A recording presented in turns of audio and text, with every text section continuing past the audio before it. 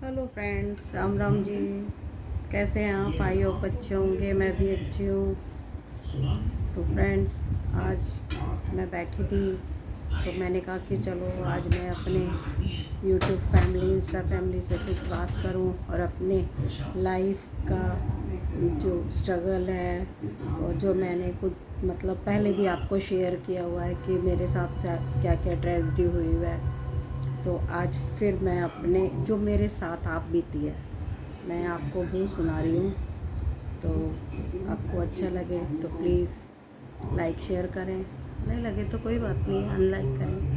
तो मैं जब मेरी शादी हुई थी तो उसके 3 महीने बाद मैं प्रेग्नेंट हुई।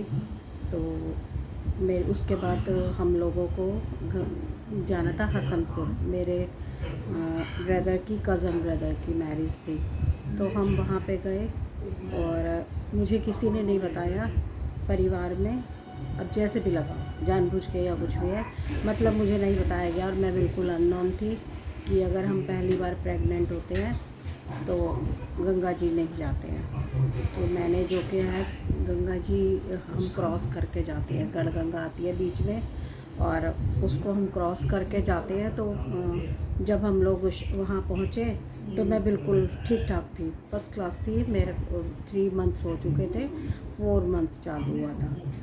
तो उसके बाद सब लोग वहाँ पे, तो गांव में होती है बारात, तो बारात गई थी बरेली। मेरे मधुसूदन अग्रवाल की शादी थी मेरे भैया की। तो बारात गई तो 2 दिन लगने थे क्योंकि दूर गई थी। तो वहाँ पे क्या होता है ना कि एक राजसी परिवार की तरह है, ऐसे छोटे मोटे नहीं, मतलब बड़े बड़े शाही परिवार हैं। तो जब बारात चली गई तो हम लोग सिर्फ कि लेडीज़ रह गए पूरे गांव में। और जो दरबान थे भाई, 2-4 बंदूक बंदूक लेके, अदरवाइज़ सारे लोग गए हुए थे जेंट्स। तो मेरे हस्बैंड वगैरह, भैया भैया मेरे सब गए थे। तो मेरी मम्मी थी मेरे साथ में। और रात को मेरी अचानक से तबीयत ख़राब हो गई। तबीयत ख़राब हो गई तो वहाँ पे तो कोई हॉस्पिटल भी नहीं है। लेडीज़ तो कहीं जाती नहीं है, जेंट्स लोग ले जाते हैं, या तो वो मेरठ ले जाते हैं या कहीं कहीं ले जाते हैं। तो उनको कुछ नहीं मालूम होता क्योंकि वो तो अपने घरों में रहती हैं, नौकर चाकर सब काम करते हैं, क्रेशर हैं उनके, भट्टे भट्टे थे, ऐसे सब कुछ। अब बारात आनी थी दूसरे दिन शाम को। पूरा दिन फ्रेंड्स वहाँ पे पास में कोई एक ऐसी डिस्पेंसरी टाइप थी, वो मुझे ले गए वहाँ पे। तो वहाँ पे भी कोई नहीं था। बड़ी मुश्किल से एक नर्स टाइप, दाई टाइप जो भी लगाओ वो मिली। तो उसने कहा कि ये तो ब्लीडिंग हो रही है, तो कुछ नहीं कर सकते हैं, पर शायद कुछ नहीं होगा तो आप लोग ऐसे पैर वैर बांध के ऊपर और इनको वो करा लो। और 1-2 गोली वोली दे दी, बस आ गए अपने घर पे। पर फ्रेंड्स मैंने बहुत कुछ सा, मतलब इतना पेन हो रहा था। दूसरे दिन रात को बारात आई तो मेरी हालत बहुत ज़्यादा डाउन हो चुकी थी। और फिर उसके बाद हम लोग रात को ही चल दिए। तो दूसरे दिन रिसेप्शन थी तो नहीं रुके वहाँ पे क्योंकि मेरी हालत नहीं थी। फिर हमें मतलब हम लोग आ गए स्टैंड पे। तो भैया हमें चढ़ाने आए तो बोले, हम लोग स्टैंड पे आए तो स्टैंड पे भी कैसे जाएं क्योंकि मेरी तो बहुत बुरा हालात थी, मतलब मैं तो चिल्ला रही थी दर्द से। फिर एक हमारे और मेरी मंजू भाभी थी, उनके भैया थे, वहीं वहीं रहते थे चौक पे, तो हसनपुरी चौक पे। तो वो बोले कि उसमें तो मैं बहना को भेजूँगा नहीं। तो वो ये नीचे घूमते हुए मिल गए, बस अभी चली नहीं थी ना, तो रात को कम चलती है। तो वो बोले इस टाइम नहीं भेजूँगा और वो अपने घर ले गए। तो उन्होंने मेरे पैर वैर बांध के ऊंची गद्दी वद्दी लगा के और मुझे मतलब लिटाया पूरी रात, लेकिन ब्लीडिंग नहीं रुकी। तो उन्होंने कहा अब तो नहीं भेजूँगा, हाँ सुबह सुबह जो होगा ना तो मैं आपको चाहे 5 बजे बस ट्रक में बैठा दूँगा, यहाँ से आराम से ले जाएंगे, आगे आप ट्रेन ले लेना, गजरौला से ट्रेन मिलती है। तो हमने, अब वो क्या करते, मरता क्या ना करता, 11-12 बज गए थे तो कुछ हमें कन्वेंस मिलना नहीं था। तो फिर उनके घर गए, वहीं पे सब ने खाना वाना खाया, थोड़ा आराम किया। 5 बजे हम लोग, फिर उन्होंने हमें ट्रक में बैठा दिया, चल दिए।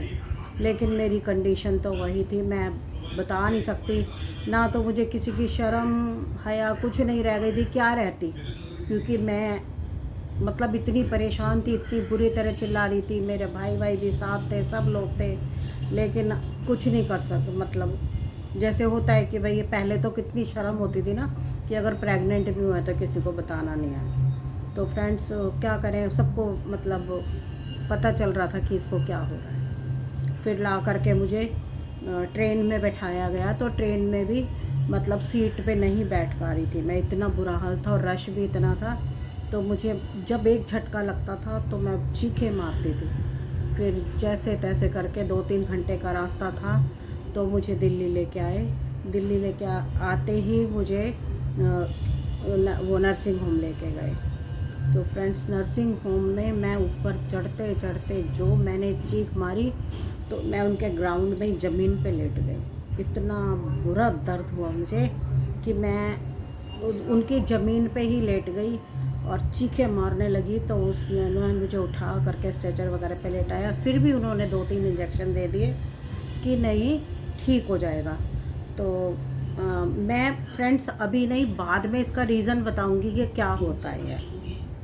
तो अभी नहीं बताऊंगी आपको, बाद में बताऊंगी, दूसरे पार्ट में बताऊंगी कि मेरे साथ ऐसे क्यों ट्रेजेडी हुई, और बहुत बहुत ट्रेजेडी हुई। तो फिर उसके बाद कहा कि आप घर ले जाएं, तो क्योंकि बहुत ब्लीडिंग हो चुकी थी, लेकिन उन्होंने कहा कि शायद रुक जाए। बस मैं घर लेके आए मुझे। तो वहाँ मेरी सास वगैरह भी थी, सभी मेरे पापा वगैरह से ऐसे बैठे हुए थे और मेरे को बेड पे लिटाया गया। उसके आधे घंटे बाद ही फ्रेंड्स मैं जैसे ही भागी और वॉशरूम में गई तो मेरा मिसकैरेज हो गया। मैं इतनी बुरी तेज चीखी और वहीं लेट गई, मेरा मिसकैरेज हो गया।